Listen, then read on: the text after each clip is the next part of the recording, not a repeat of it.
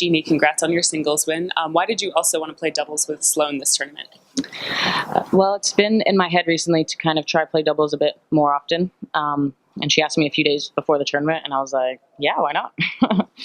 I think I read that you had gotten to spend some time with Andre Agassi when you were out in Las Vegas. Will you kind of elaborate a little bit on that? What did you get to do with him? How did that come about? Well, I'm not going to elaborate too much because that's top secret stuff. But I'm just so grateful that I got to spend some time with him. Were you working together? Did you get some pointers or anything? Yes, I got lots of pointers.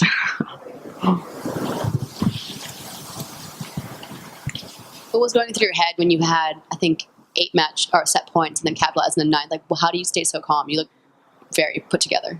Thank you. Well, after the match, I heard it was like my 9th set point that I finally won the set point, and I didn't realize it was so many. So I think that shows that I really kind of stayed in the moment. And I really focused on not letting myself get frustrated, especially in the tiebreak. I was up 6-2 and changing sides. I was really just trying to stay calm and like, okay, I still have a chance. Just because I missed 8 doesn't mean I'm going to miss the 9th one. And so I had a clutch serve there at 6-all, and I stayed surprisingly calm. So I'm really proud of that.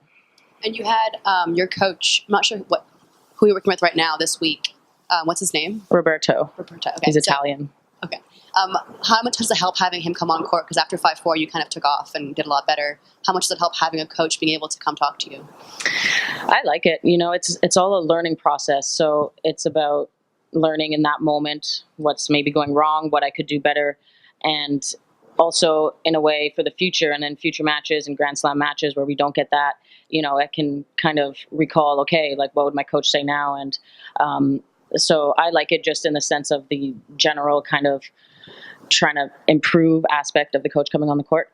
And today, he helped me tactically a little bit with some suggestions, about the return. And, after that, I was playing better. You scaled down once this year to play ITF at Indian Harbor, I think. And how tough is that decision to take that sort of leap especially knowing you as a high-profile top player? There's going to be a lot of scrutiny, and any loss you take there will be like, oh my God, you lost it in ITF. So how tough is it to sort of suck up your pride and go down there? Mm-hmm. And do you think it paid off, even if it was the only one you did? It was a very tough decision. It was very humbling going to the Challenger event because it's so different than WTA events. Like, we don't even need a pass to like walk around anywhere. I was like, what? There were just people, like random people everywhere, and that's how it is at that level. And it was a decision my coaches and team didn't want me to play, and I forced the issue, and I said I kind of wanted to punish myself a little bit. Not that those those are great tournaments, but I mean in the sense like, go see what people have to grind and work through. And, I kind of skipped the whole Challenger scene because I kind of from juniors very quickly was already playing WTAs and Grand Slams. So it was very just good to see that scene. And I didn't even win the tournament. So, there are great players playing those events. But it was eye-opening. Jeannie, a few days ago, Donald Young finished super early in the morning, like 1:30, and then had to play, started off again the same day, ended up the next day. But how tough is it in tennis when you have jet lag, when you potentially have a late match and then an earlier match? How do you deal with that? Are you good at dealing with that? Do you nap a lot? That's really one of the tricky things about tennis compared to other sports that I think maybe some people don't realize, how we have to be so flexible with our schedule, compared to, let's say, basketball. They know they're playing at 7 p.m., next March 29th in Atlanta, and it's like for sure, and us, it's like, I have no idea where I'm going to be. I vaguely know week to week where I'm going to be, and that's about it. So you just kind of have to go with the flow. And I don't know how good I am at adapting. I mean, obviously a day like yesterday is really tough, but I was happy to be canceled and be able to kind of get back early, do kind of a normal routine, and then be ready for today. But you have to always think the opponent's in the same situation and just deal with it. Eugene, over here. Thank you. I want to know, added to the last question, how you feel about the physical training, playing two different games in a day, and what about this support for many people trying to find out for your autograph. Many people from different countries. Thank you. So the first question, I think, The physical training for Yeah. 2 games a day. to play singles and doubles in one day, you mean? Well, it's funny because, sometimes I'm worried, okay, if I play doubles, I'll be tired for singles and things like that. And maybe that's one of the reasons I haven't played so much in the past. But today I basically spent the whole day on the tennis court and I had so much fun. And I was on the court in doubles and, I didn't feel tired at all. And I don't feel tired now. And, you realize when you don't put your own limitations on yourself, you can do so much more than you think. And so I was just so happy to spend the day on the court, and hopefully I'll do the same thing tomorrow. And yeah, I'm fit enough to play a couple matches a day for sure.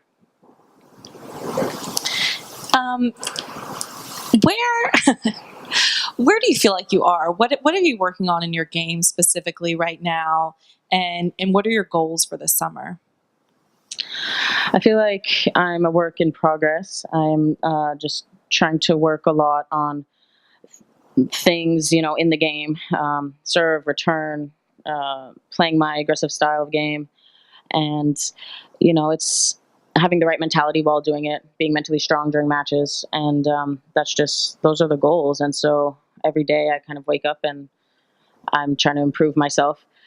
It's been a while since I played a match, so I'm really happy I came out and had a win today, and that I kind of implemented some things I've been working on. I've been training for a couple weeks now, so yeah, you just got to keep going. I don't know how closely you follow the tennis news when you're not playing, but there's been a lot of talk, I think spurred by a Bernard Tomic interview, about burnout and about how you keep the love for the game. How do you manage that as someone who had a lot of expectations on your shoulders at a young age, a big spotlight? How do you keep both motivated and the passion? Well, I've definitely gone through my fair share of tough moments when things are not going well. It's always tougher to see the love for it. But, actually recently I feel like I've had really disappointing results. And right now, like, my love for the game could not be any more. And because I just kind of, took some time to kind of train, to have the right people around me, to kind of think, soul search in a way, and just realize, okay, like, I love this. This is what I want to do. And I just have to set things up properly and go about it the right way and give everything. And so that's what I've been trying to do a bit more recently. Eugenie, last year, I think it was last year, you had kind of a viral moment when you talked about Kanye and Taylor here. I'm curious. Oh my God. If Wow. It's already been a year? Jeez. Do you think about, I know that we love it when players are candid and give us their thoughts on whatever the topic might be, but do you think hard about how much to share, how much to open up on, or do you regret saying those things because it could end up on TMZ the next day? Well, I love TMZ, so I follow them. So if they want to put me on there.